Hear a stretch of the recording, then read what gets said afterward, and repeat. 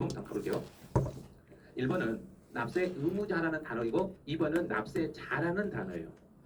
이제 시험에서 이제 최근에 시험에서 어디가 나왔는지를 기출 해차를 얼른 참고로 보셔야 돼요. 납세 의무자는 19회 때 나왔고 납세자는 31회 때 나왔어요. 그럼 최근에 시험에 나온 건 납세자라는 이야기예요. 그럼 이제 시험에 나올 수 있는 건 납세 의무자라는 이야기예요. 이런 식으로. 그럼 납세 의무자하고 납세자가 나왔을 때 문제 풀 때 왜 이래 얘가? 문제 풀 때는 납세자라는 용어가 나오면 무조건 내 것만 생각하고 그냥 푸시면 돼요. 납세자가 나오면 내 것이든 남의 것이든 모두라고 보고 문제를 풀어가시면 돼요. 납세 의무자 그러면 내 것만을 내가 내 것만을 이렇게 생각하시고 납세자 그러면 내 것과 남의 것 모두를 포함한다 이렇게 정리를 해주시면 돼요. 그리고 이제 그 다음에 이제 봐야 될 게 이제 시험 문제에서 실제 이제 정답으로 유도되는 거 어디가 정답이냐면 이거예요.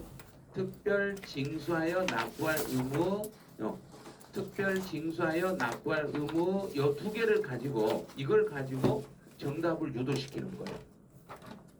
그럼 이제 특별 징수하여 납부할 의무를 이걸 생각을 하는 거예요. 그럼 특별 징수하여 납부할 의무가 있는 자는 자기가 자기 걸 지금 내고 있는가 남의 걸 내고 있는가? 남의 거죠. 그럼 이제 또 남의 걸 하겠으니까 납세 의무자 속에는 내 것만을 말하니까 특별 징수하여 납부할 의무는 납세 의무자에는 포함이다 해야 되는가 제외다 해야 되는가? 제외다. 이렇게 찾아가는 거예요. 이 지문이 핵심 키가 되는 거예요. 그래서 이제 납세자는 내 거든 남의 거든 모두를 포함하니까 특별 징수하여 납부할 의무가 있는 이 사람도 포함하겠습니다. 이렇게 가는 거죠. 그럼 이 지문을 이해를 하셔야 되는 거예요. 그러려면 내 것이냐 남의 것이냐 요 관계를 이해하셔야 요 지문이 나왔을 때 문제를 풀 수 있는 거예요. 이제 3번하고 4번은 이제 3번은 이게 제2차냐 연대냐 요걸 찾아가는 거예요. 그럼 이제 제2차인가 연대인가를 찾으려면 이 지문 안에서 뭘 찾아야 되냐면 가름이라는 단어를 찾으셔야 돼요. 가름하여. 가름한다. 그럼 가름한다 이 말을 이 가름이라는 단어가 무슨 말인지 잘 모르겠다. 그러면 가름을 대신이라고 얼른 생각을 하는 거예요. 자, 대신. 가름한다 이 말은 대신한다. 그럼 대신한다 그랬으니까 나는 내가 상대방하고 나하고 똑같다는 이야기인가? 그 사람이 못한 걸 내가 하겠다는 이야기인가? 못한 걸 내가 하겠다는 거죠. 못한 걸 하겠다는 이야기는 나는 그 사람하고 똑같은 책임이다. 네가 안 했으니까 내가 책임이다. 그럼 나는 몇 번째라는 이야기인가? 두 번째. 그래서 2차가 되는 거예요. 그래서 2차 납세무 이렇게 답을 하는 거예요. 이 답이 중요한 게 아니에요. 여기서는. 그래서 답을 찾는 걸 이 답을 하게 올라가지 마시고 요 가름이라는 요 단어가 다른 문장 아예 바꾸질 않으니까 여기에 있는 요 단어를 보고 가름이라는 단어를 보고 2차냐 연대냐를 물어보는 거예요. 근데 작년 시험에서는 연대 납세의무에서 시험 지문을 2줄을 출제했어요. 연대 납세의무에서 2줄. 그럼 이제 연대라는 단어가 무슨 뜻인지 이제 한번 읽혀볼게요. 연대 납세의무다 그러면 세금을 납부할 의무가 있는 사람인데 연대라는 것은 나만 이 말인가요? 같이 이 말인가? 같이. 그러면 동일한 이런 책임이에요. 동일한 책임을 지는 사람을 연대 책임이라고 해요. 그럼 동일한 책임을 진다는 이야기는 그러면 그 안에 있는 모두가 똑같아야 되니까 고지서를 발급하려면 그 중에 한 사람에게만 발급해라. 모두에게 발급해라. 모두에게. 그러면 똑같은 고지서나 서로 다른 고지서다. 똑같은 동일한 고지서. 그래서 동일한 고지서를 연대 납세의무자에게는 각자에게 똑같은 고지서가 발급되는 것을 연대라고 그래요. 그래서 연대라는 단어가 나오면 여기가 동일한이라고 나올 거고 가름이라고 나오면 제2차가 나와요. 그럼 작년 시험에서는 연대 납세의무를 시험에 출제했으니까 이번 시험에서는 뭘 출제하겠는가? 2차. 그래서 제2차 납세의무를 올해는 출제하는 거예요. 근데 우리는 제2차 납세의무가 여기 없네. 내용 나중에 보면 뒤에 어디 있을 거예요. 분명히 해놨을 거예요. 이번에는. 그다음 이제 보증을 쓰는 사람이다. 그럼 여기서 보증을 쓰는 사람은 이제 왜 보증을 쓰는지 보증을 쓰는 사람이 왜 보증을 쓰는지를 생각을 하세요. 보증이라는 것은 이제 제가 이제 세금을 안 내. 제가 세금을 못 내면 자, 제가 이제 이번 달 5월 달에 제가 이제 세금 내야 돼요. 자, 세금을 내야 되는데 제가 세금을 못 낼 것 같아. 그래서 세무서에 가서 통사정을 했어요. 나 지금 세금 못 내겠으니까 세금 한 2달만 연기 좀 시켜주라. 좀 뒤로 좀 늦춰주라. 세금 좀 늦게 낼 수 있게 해주라. 그랬더니 세무서 직원이 그러면 보증인 한 명 세우세요 그러네요. 자, 그러면 제가 이제 여기서 한번 물어볼게요. 저를 얼마나 생각하고 있는가? 자, 제가 세금을 못 내면 제가 세금을 못 내고 보증을 쓰려는데 옆에 보증 쓸 사람이 없네요. 그래서 학원에 와서 혹시 저를 위해서 보증을 서주실 분 있어요? 하고 물어봤어요. 자, 저를 위해서 보증 서주실 분 아무도 없네. 아무도 저는 잘못 살았다는 이야기. 이거예요. 그래서 보증이라는 것은 내가 보증을 세운다는 이야기는 제가 세금을 낼 생각인가 안 낼 생각인가? 뭘 낼 생각이에요? 안 낼 생각이죠. 제가 안 낼 생각이니까 보증인을 세우는 거죠. 그렇죠. 그래서 누가 보증을 서달라면 반드시 보증을 서달라면 그분이 뭐라고 말하냐면 내가 절대 떼먹질 않는다. 내가 꼭 갚을 건데 내가 다 사정이 생겨서 네가 좀 보증 좀 서줄래? 그 말은 내가 꼭 떼먹을 테니까 네가 꼭 내줄래? 이 소리예요. 네? 이거 절대 보증을 쓰는 거 아니에요. 그래서 보증을 쓴다는 이야기는 신고를 해주란 이야기인가 돈을 내주란 이야기인가? 그렇죠. 그래서 보증은 무조건 보증은 이것만 생각하는 거예요. 여기 신고라는 데도 X를 딱 그어버리세요. 문제 풀 때 앞에 보증이라고 나오면 중간에 읽으면 안 돼요. 보증이 나오면 끝에 가서 무엇만을 그러면 된가? 납부만을 이렇게. 그래서 신고가 보이는 순간 신고는 아니요 하고 X 딱 그어버리시면 돼요. 이런 식으로. 그래서 여기는 이제 제2차 연대 보증인 다 잡아냈어요. 이제 가산세하고 가산금이 있는데 우리 시험에서는 우리 중개사 시험에서는 무조건 가산세만 나와요. 중개사 시험에서 가산금은 아예 시험에 안 나와요. 가산금은 아예 안 나오니까 물어볼 때 가산금하고 가산세가 이렇게 나오면 무조건 가산세가 동그라미예요. 가산세라는 것은 내가 할 일을 안 해서 그런가요? 내가 약속을 안 지켜서 약속을 언제까지 신고를 해야 되는데 그 신고를 시간을 안 지키니까 정부가 벌칙으로 가산세를 이렇게 물리는 거예요. 그래서 가산세라는 용어가 나왔을 때는 무조건 뒤에 의무라는 거 요것만 찾으시면 돼요. 의무만. 다른 질문 아무것도 필요 없어요. 가산세 그러면 내가 가산세는 내가 제대로 해야 되는데 내가 해야 될 일이 있는데 그걸 제대로 안 하니까 정부는 그걸 너 안 했지? 너 안 했어? 그럼 너 하지 마. 그러고 가산세 물리는 거야. 너 안 하면 혼낸다 하는 거야? 안 하면 혼낸다. 너 빨리 제대로 해라. 제 날짜에 신고해라. 그리고 가산세를 물리는 거예요. 그래서 가산세는 해년마다 시험 문제 한 문제가 나오는데 작년 시험에서는 가산세가 무려 4줄이 나왔어요. 가산세가 4줄이 나왔어요. 근데 원래는 가산세가 총 5줄이 나와요. 한 문제가 나오는데 작년에는 4줄을 출제했어요. 취득세에서 2줄, 양도소득세에서 2줄. 이렇게 나왔어요. 그럼 올해는 등록면허세하고 취득세하고 여기에서 나올 거란 이야기예요. 이런 쪽으로. 그럼 뒤쪽에서 그걸 다 설명해 드릴 거예요. 그래서 가산세하고 가산금 정의가 나올 때는 뒤에 무슨 글자를 보고 찾아가란 이야기인가? 의무. 의무라는 글자가 뒤에가 붙어 있으면 앞으로 가서 너는 누구다 그러면 된가? 가산세 이렇게 답을 하시면 돼요. 다른 지문 아예 이걸 이 뒤에 지문은 아예 바꾸질 않으니까 의무라는 단어만 보고 가산세로 바로 연결해 버리시면 돼요. 자, 이제 6번. 요 지문 잘 생각하셔야 돼요. 보통징수와 특별징수를 2개를 가지고 문제를 물어봐요. 어떨 때는 보통징수로 물어보고 어떨 때는 특별징수로 물어보는데 요 2개는 보통징수와 특별징수는 뭘 보고 푸냐면 뒤에 여기가 세무공무원인가 세무공무원인가 뒤에가 편의상이라고 돼 있는가 요 2개를 보고 풀어야 돼요. 세무공무원이 이렇게 나오면 세무공무원이 세금을 계산하는 방식은 요건 보통 징수 방식이에요. 그런데 만약에 특별징수 그러면 특별징수는 국세 무슨 징수하고 똑같아요? 그런가요? 원천징수죠. 원천징수와 유사한 방식입니다. 이렇게 가요.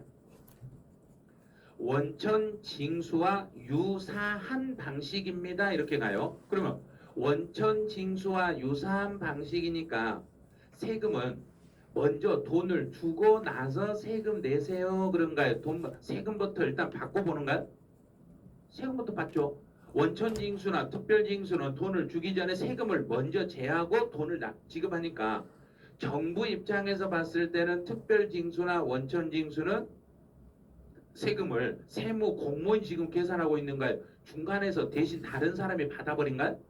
다른 사람이 받죠. 그럼 정부 입장에서는 세금 받기가 불편하다, 편하다, 편하다. 그래서 반드시 여기는 편의상이라는 글자가 이렇게 붙게 돼 있어요. 그래서 언제나 특별징수라는 단어가 나오면 편의상이라는 요 글자만 보고 문제를 풀어가시면 돼요. 그래서 보통징수가 나올 때는 세무공무원이라는 명칭으로 풀으시고 특별징수가 나오면 편의상이라는 명칭을 보고 요걸 가지고 정답을 찾아내시면 돼요. 이제 7번은 부가와 징수라는 단어를 비교해서 물어보는 거예요. 자, 그러면 그대로 읽으면 돼요. 자, 부가하면은 앞에 부자를 그냥 넣어. 앞에 부가라는 말을 나오면 부자를 넣어서 부담. 정부가 세금을 부과시키면 정부가 세금을 만약에 자, 오늘 이제 학원 오신 분들 기념으로 제가 1억씩 세금 부과했어요. 그럼 1억씩 부과하면 어떤가요? 기분이 어떤가요? 부담스럽죠. 봐요. 그거요. 부가니까 부담스럽잖아요. 그래서 이 부가라는 단어는 끝에 있는 요 부담이라는 글자를 보고 이걸 가지고 푸는 거예요. 요 단어만 가지고 문제를 풀어야지 다른 걸 보고는 풀 수가 없어요. 그래서 뒤에가 부담이라는 단어가 나오면은 앞에서 부가라고 연결하시고 만약에 혹시라도 징수 그러면 여기서 여기서 수 그러면 뭔가요? 손으로 뭐 한다? 잡아버린다. 잡아서 가져가 버린다. 자, 그러죠? 징수라는 단어가 나오면 그걸 잡아서 가져가 버린다. 가져간다 그래서 거두어 드린다. 그래서 징수는 걷어가는 거, 손으로 가져가 버린 거, 손으로. 그래서 부가는 부담을 시키는 거고 징수는 거두어가는 것.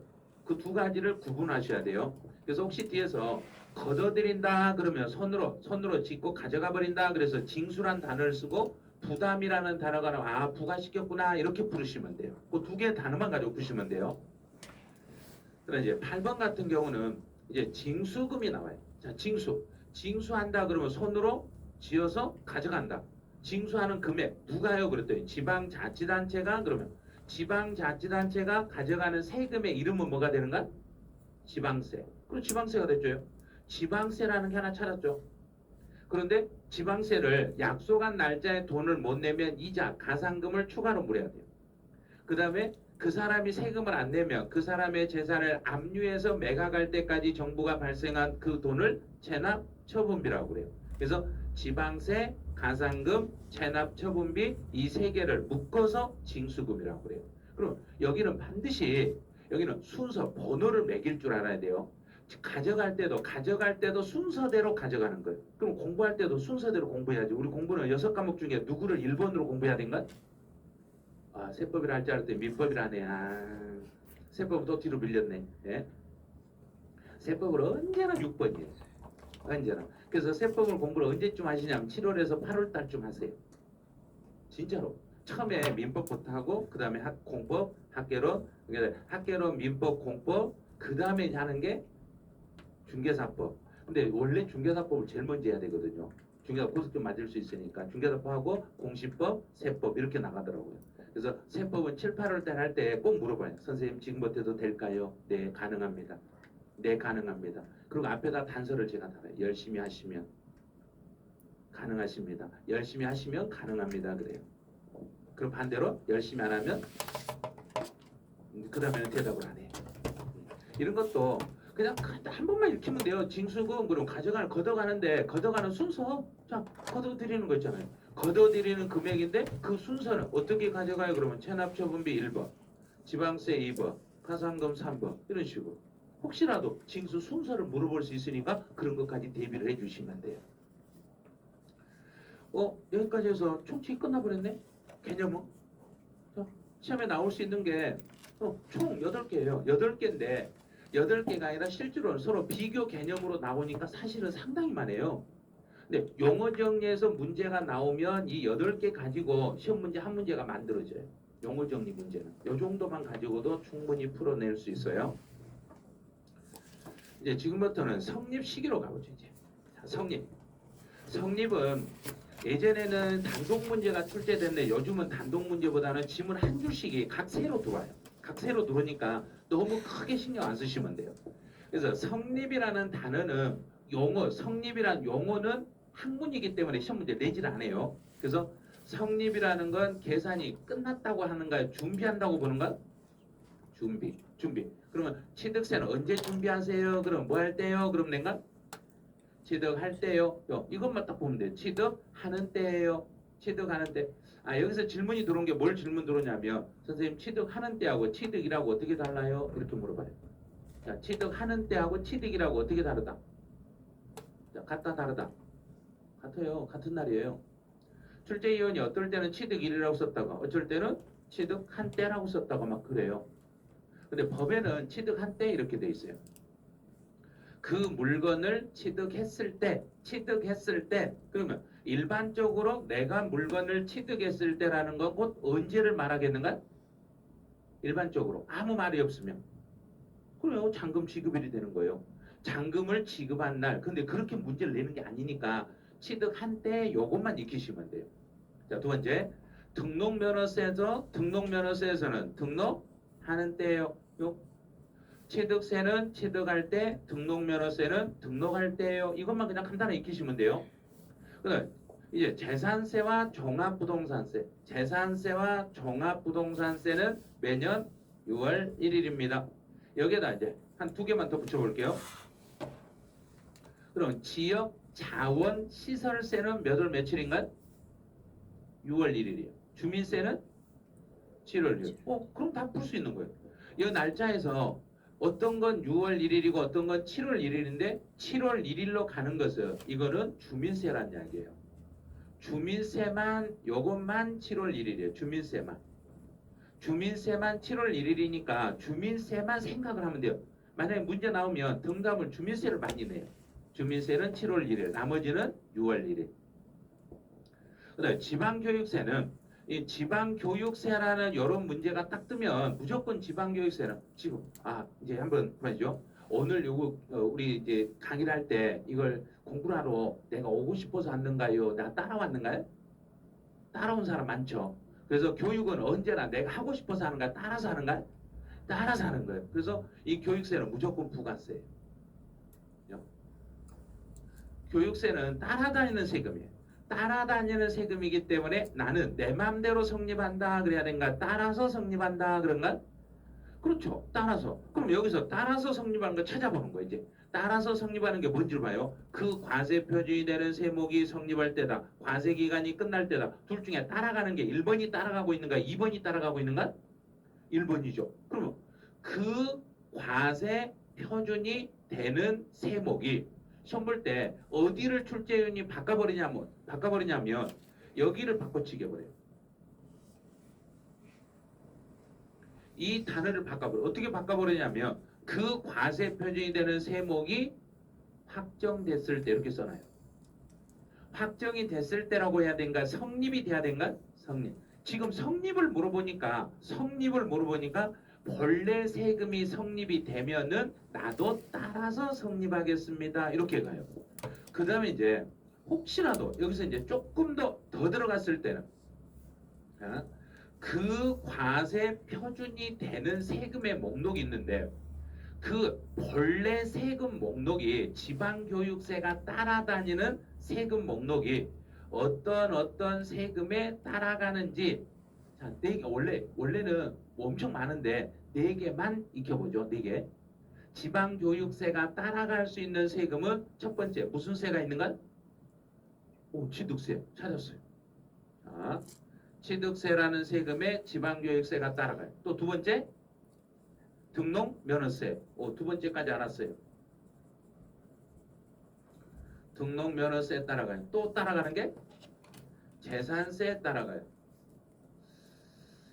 여기까지는 잘 왔는데 자, 네 번째 또 따라가는 게 아유 여기까지 잘 왔다 했잖아요. 분명히 4개가 아니라 더 있어요. 더 훨씬 많은데 우리 시험에서 나오는 거 4가지는 나와요.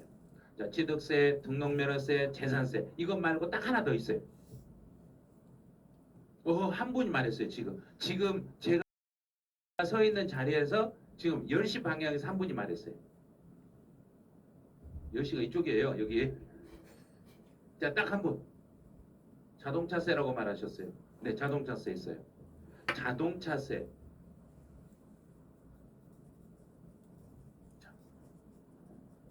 이거 분명히 그 재산에 부과된 세금에서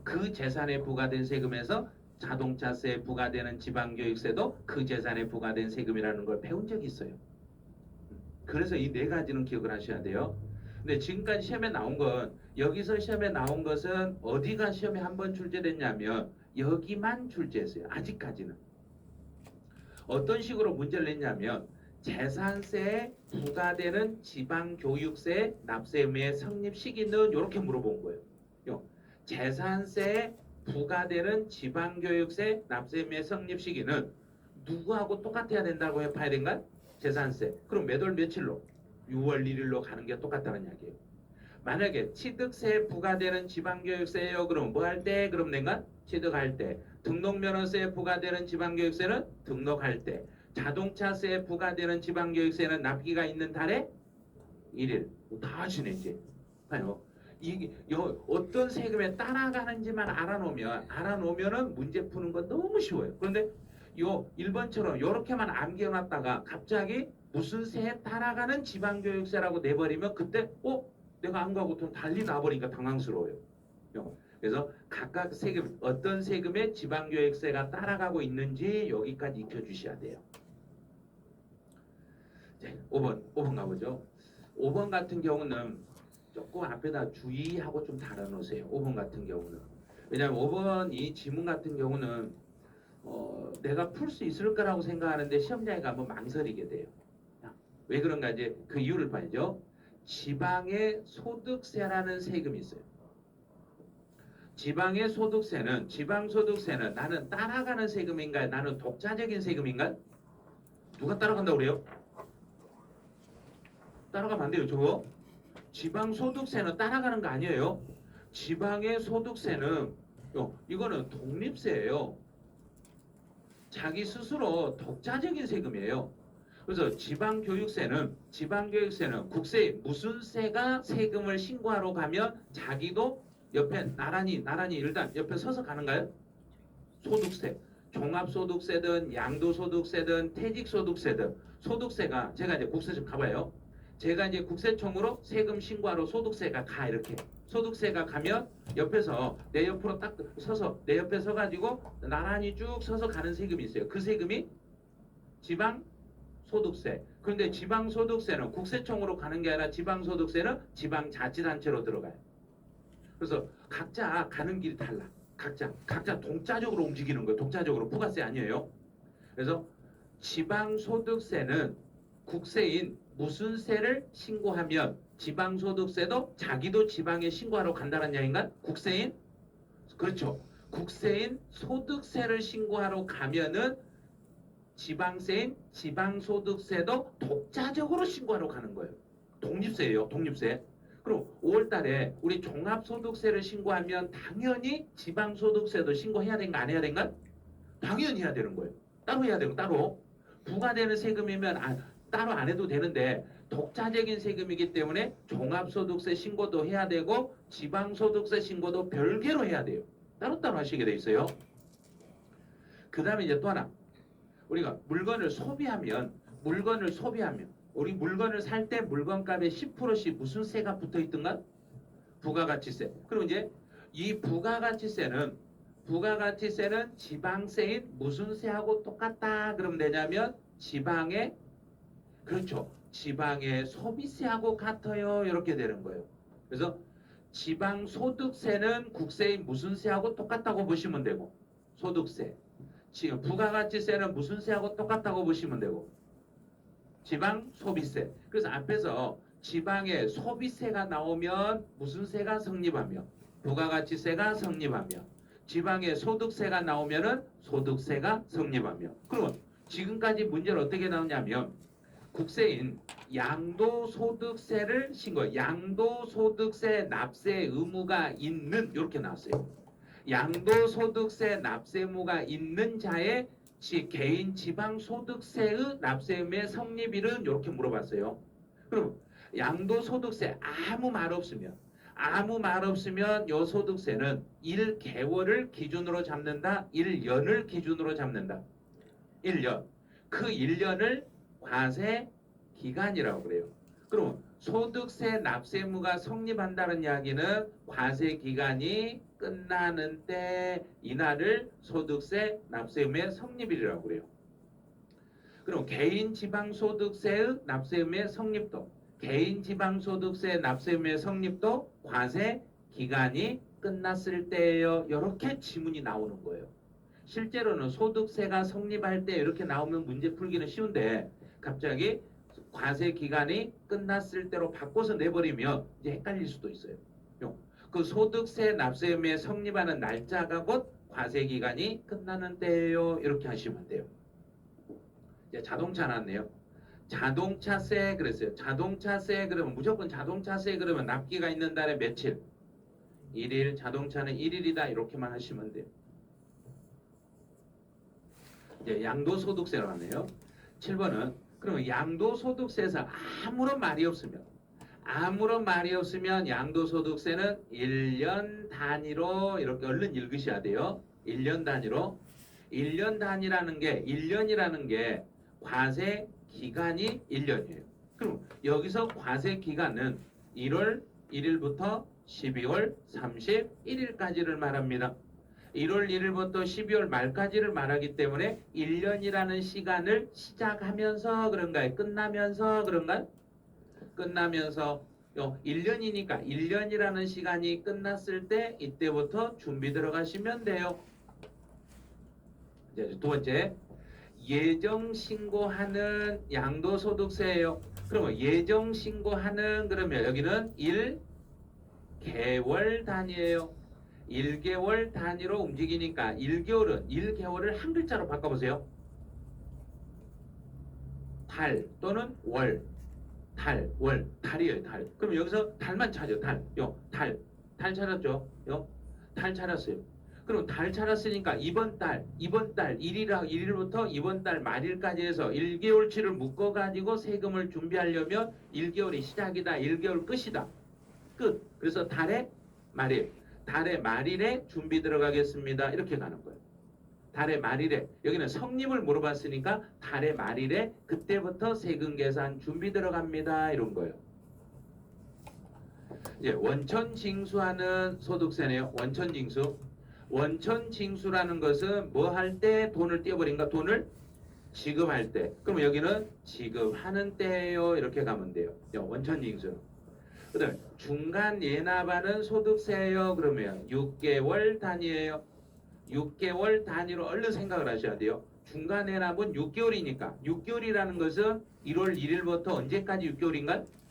6월 30일. 그럼 이제 1월 1일부터요. 6개월 단위니까 1월 1일부터 6월 30일까지 6개월이니까 6개월이라는 시간이 시작하면 준비 들어가는가? 끝나야 준비 들어가는가?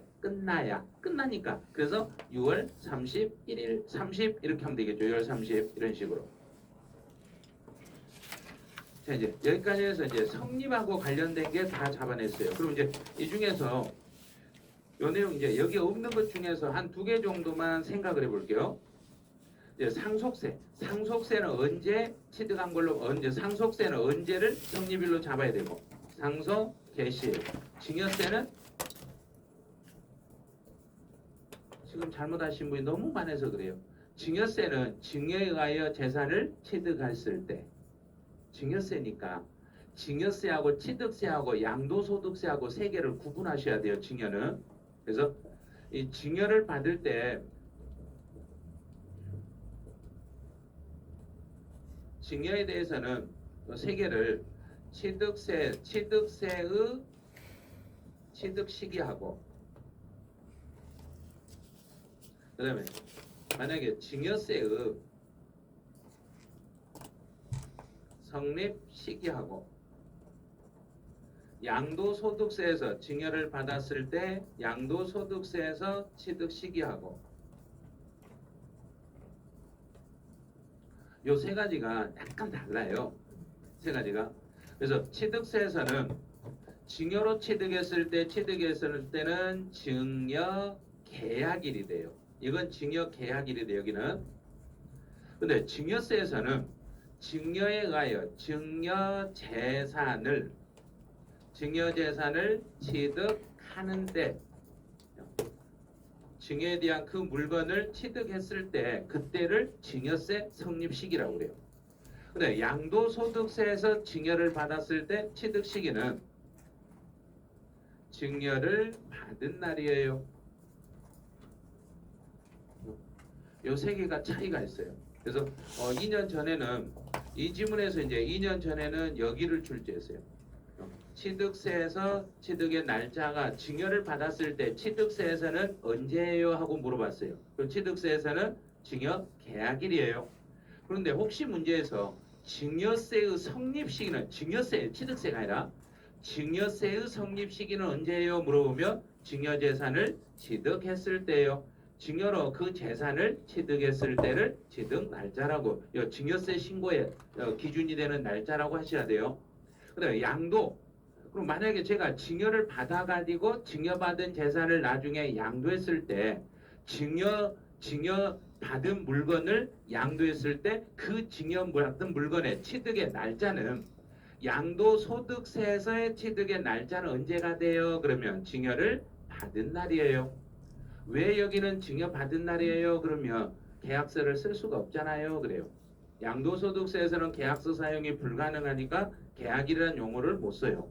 근데 많은 분들이 증여세의 성립 시기를 물어봐도 계약일이라고 답을 해버려요. 취득세의 취득 시기가 계약일인데 증여세의 성립 시기도 계약일이라고 착각하신 분이 너무 많아요. 근데 사실은 증여세가 시험 범위가 아니니까 좀 다행이라고 생각을 하셔야 돼요. 증여세가 시험 범위였더라면 이거 진짜 어려워요. 그래서 우리 시험 범위는 취득세하고 양도소득세가 시험 범위니까 주로 시험에 냈던 게 취득세 여기를 시험에 냈던 거예요.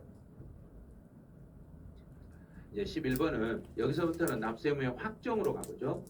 이 납세의무의 확정은 이거는 작년에도 그러고 32에도 그러고 33에도 그러고 이 확정하고 관련된 내용은 시험 지문이 상당히 많이 나와요.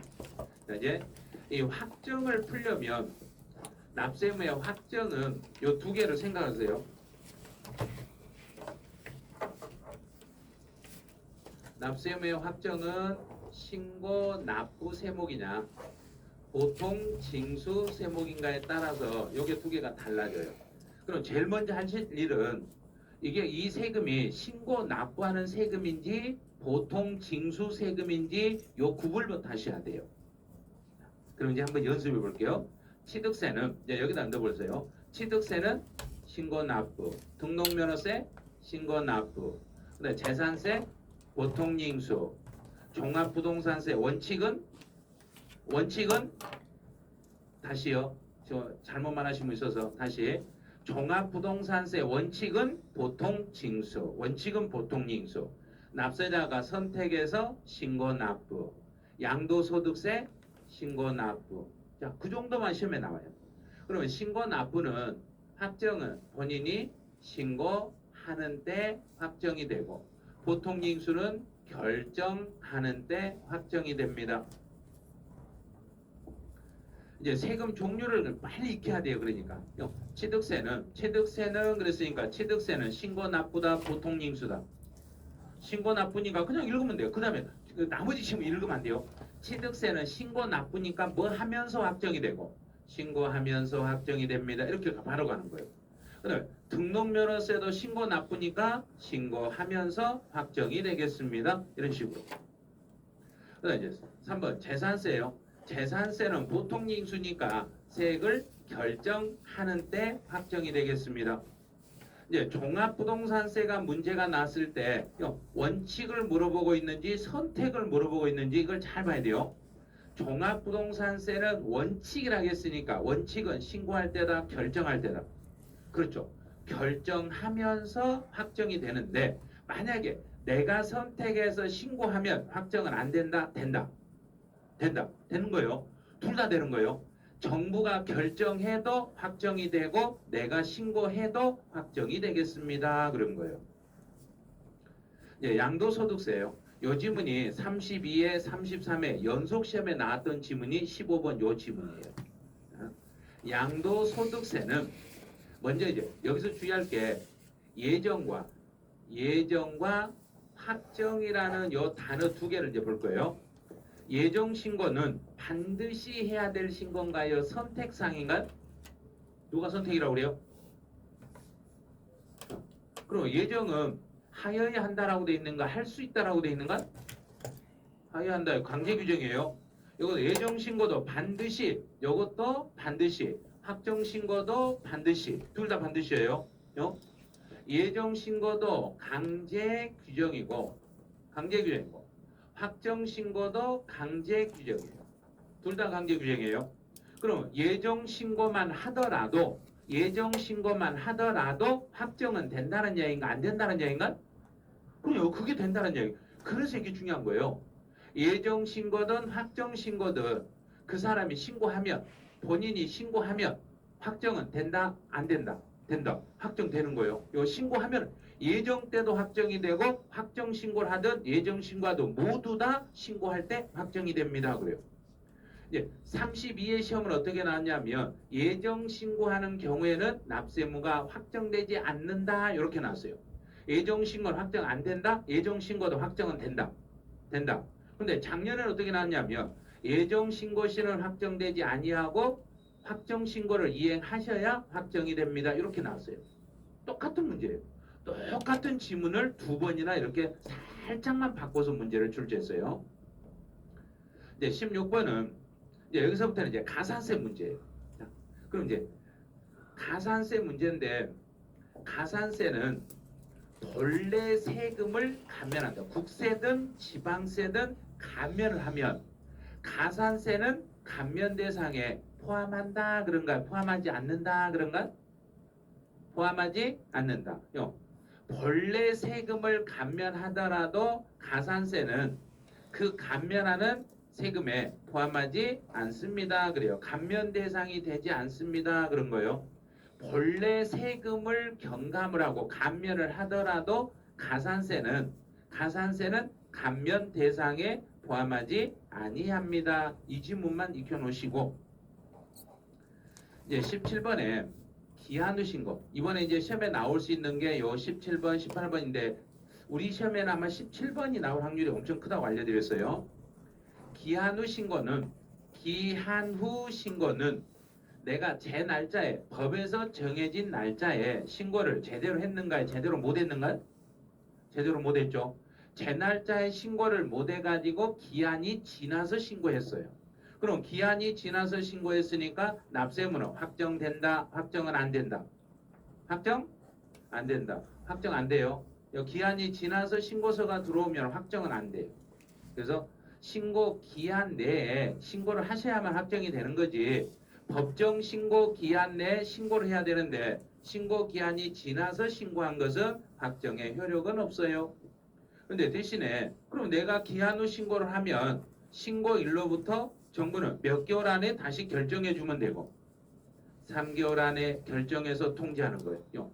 3개월 안에 결정하여 그 사람에게 통지하겠습니다. 이렇게. 여기 3개월이에요. 개월수가.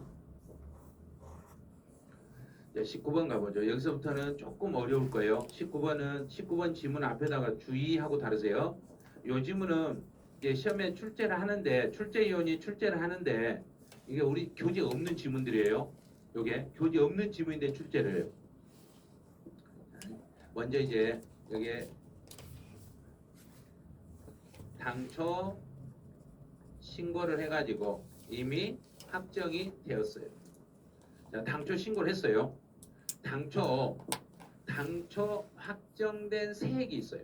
자, 당초 확정된 세액이 있는데 이번에 제가 다시 증가시키는 경정이라는 이야기는 경정이라는 이야기, 이 경정이라는 단어는 이미 앞에가 뭔가 있었다는 이야기인가 없었다는 이야기인가? 있었다. 있었다 할 때는 경정이라고 쓰고 앞에가 없었을 때는 결정이라고 써요. 이 경정이라는 것은 이미 앞에가 뭔가 있었다는 이야기예요. 그래서 당초 신고해서 그게 확정이 된 상태에서 이제 이번에 증액해서 신고를 하려고 그래요. 그러면 이미 당초 확정된 세금이 있고 이 증액을 하면 이미 옛날에 신고가 처음부터 신고가 돼가지고 이미 확정이 돼 있으니까 이번에 증액을 시키더라도 당초 확정된 부분에는 영향을 다시 미친다 안 미친다? 안 미치는 거예요. 왜냐하면 당초 확정된 세액을 증가시키는 경정은 당초 확정된 세액에 영향을 미치지 아니합니다. 이렇게 가는 거예요. 자, 그럼 반대로 돌려볼게요. 자, 또 당초 이미 확정된 게 있어요.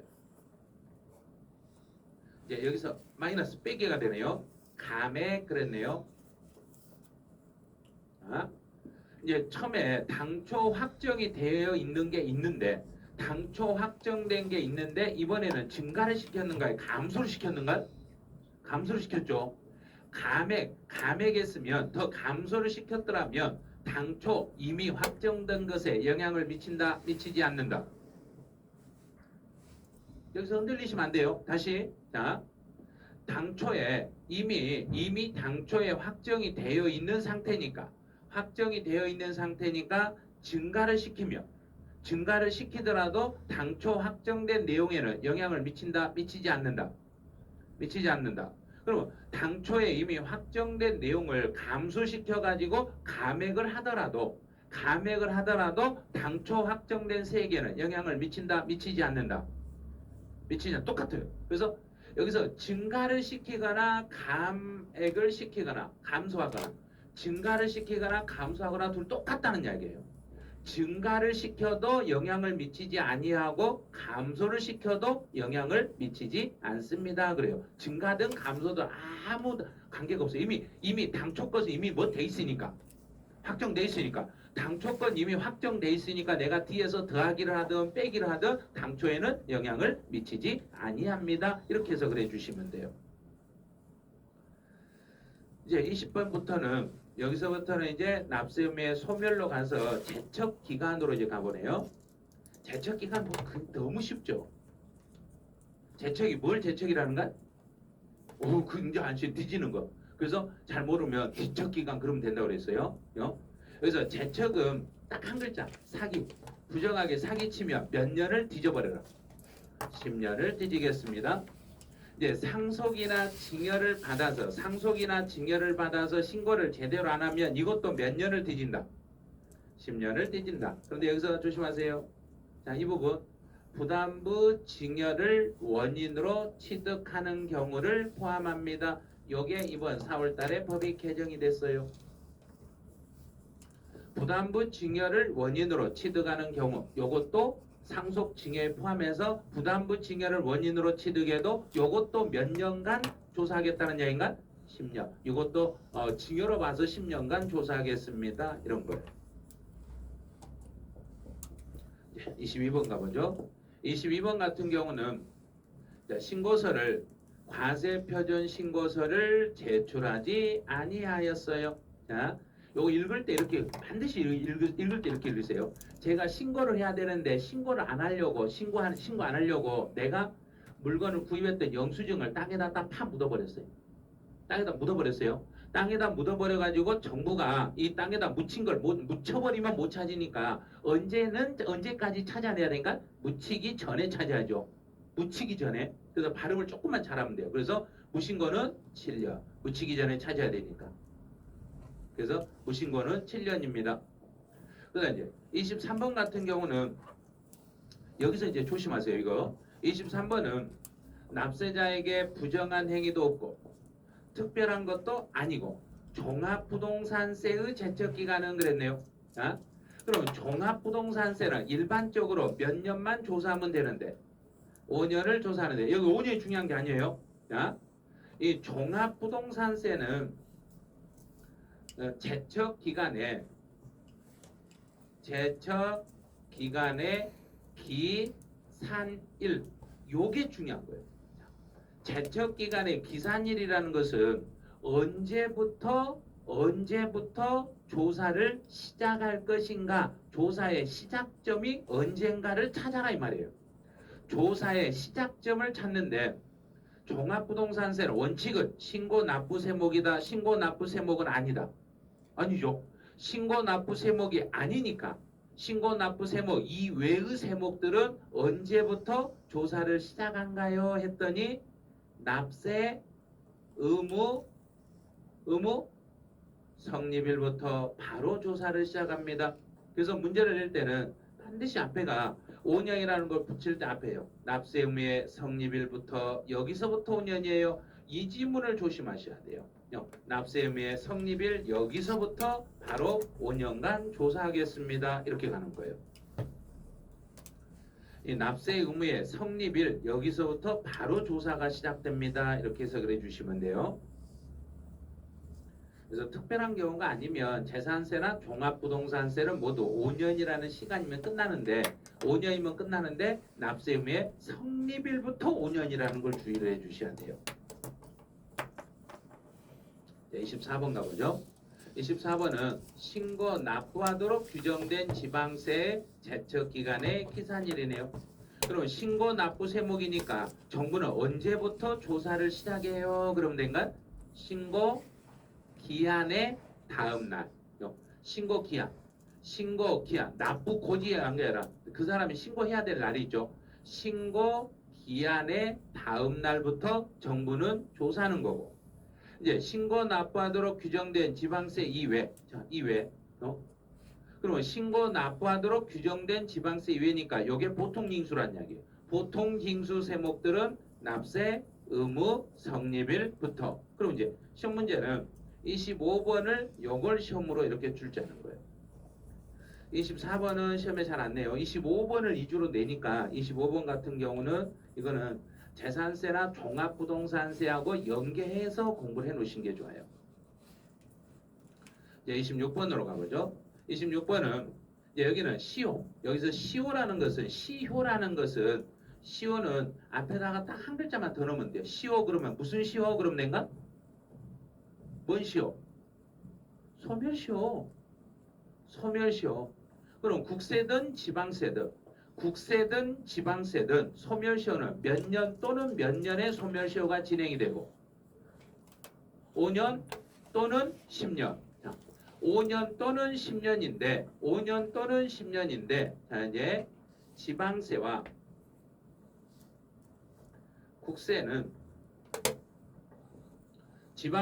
국세를 나눠서 지방세는 금액 얼마 여부를 판단하고 5천만 원. 지방세는 5천만 원.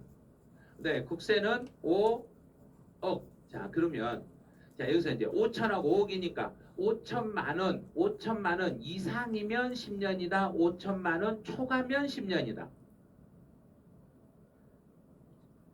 자, 그럼 5천만 원짜리가 나오면 이제 헷갈리겠죠? 5천만 원짜리가 나오면 5년이 된다, 10년이 된다. 언제나 정부 입장에서 생각하시면 돼요. 정부는 세금을 더 길게 받을 생각하는가, 짧게 받을 생각인가? 길게. 납세자를 봉으로 생각해서 봉 뽑아버리게 길게. 그러니까 5천만 원부터 10년이겠는가요? 5천만 원 초과면 10년이겠는가요? 그래요. 5천만 원부터. 그래서 5천만 원 이상이면 10년, 5천만 원 미만이면 5년, 5억 이상이면 10년, 5억 미만이면 5년 이렇게 가는 거예요. 27번. 27번은 이거는 이제 제척 기간하고 소멸시효에서 두 가지예요. 제척 기간은 그랬어요. 제척 기간은 정부가 조사하는 시간이니까 정부가 조사하는 시간이기 때문에 중단하고 정지라는 게 나온다 안 나온다? 없어요. 제척 기간에는 중단이나 정지가 존재하지 않습니다. 그래요. 그럼 여기다 이제 하나 해결해줘. 소멸시효는 소멸시효에는 중단과 정지가 존재하겠습니다. 이렇게 되는 거예요. 소멸시효에는 중단과 정지가 있어요. 소멸시효에는 있어요. 그러면 이 소멸시효라는 것은 고지서를 보내놓고 그 고지서를 가지고 5년 또는 10년 동안 정부가 5년이나 10년 동안 돈 달라고 요구하는데 돈을 달라고 요구할 수 있는 시간은 늘릴 수가 있어요. 그러면 중단의 사유와 정지의 사유가 있는데 정지 사유는 무슨 하고 뒤에가 무슨 자가 붙었는가? 기간요. 기간이 붙는 건 정지, 기간이 없는 건 중단. 그러면 기간이 없는 건 중단 중에 가장 대표적인 게 뭐 하나만 딱 골라보세요. 납세. 중단의 사유 중에 납세, 고지. 납세고지나 독촉이나 압류나 교부청구나 이런 것들이 중단의 사유예요. 근데 납세고지 딱 하나만 기억하면 돼요. 새로운 고지서를 받으면 옛날 고지서가 있었는데 그 고지서가 있는데 집에 또 새로운 고지서가 날라오면 옛날 고지서는 중단이 되고 새 고지서를 가지고 새롭게 시작합니다. 이거예요. 그래서 기간자가 붙으면 기간은 그 기간 동안에는 중단해라, 정지해라. 정지. 기간 동안에는 정지. 이렇게. 28번으로 가보죠. 28번은 이제 납세의무의 소멸하고 관련된 게 이제 어떤 건가 보죠. 납부, 돈 내버렸네. 돈을 내거나 또는 충당이 되거나 부가 취소가 되거나 또는 기간이 부과되지 않은 기간이 만료되거나 또 소멸시효가 완성이 되거나 그런 납부나 충당이나 부가 취소나 제척기간이 만료되거나 소멸시효가 완성이 되며 이것들은 소멸사유가 된다 안 된다? 된다. 납세의무가 소멸됩니다. 그러면 소멸사유가 아닌 걸 봐요. 이제 소멸사유 아닌 것. 소멸사유 아닌 것. 첫 번째 뭐 있던가요? 부가 철회. 자, 또 납세자가 사망. 납세자의 사망. 그다음에 법인, 그렇죠. 법인 합병. 그다음에 마지막 하나 더 있어요. 결선, 처분. 이런 것들요. 이런 게 이제 소멸사유가 안 돼요. 그래서 부가 철회라든지 납세자가 사망했더라 또는 법인이 합병했거나 결선 처분은 소멸사유가 되지 않습니다. 그래요. 자, 여기까지가 우리 시험 문제에서 나오면 한 문제 나올까 말까 하는 것들이에요. 근데 이제 이 내용이 한 문제만 나오면 좋은데 각 세에 연결돼 가지고 엄청나게 많은 내용이 나와버리기 때문에 그래서 지문을 익혀내는 거예요. 이 정도 해놓으시고 이제 잠시 쉬었다가 우선 순위부터 이제 우선권은 잠깐만 쉬었다 다시 진행을 하죠.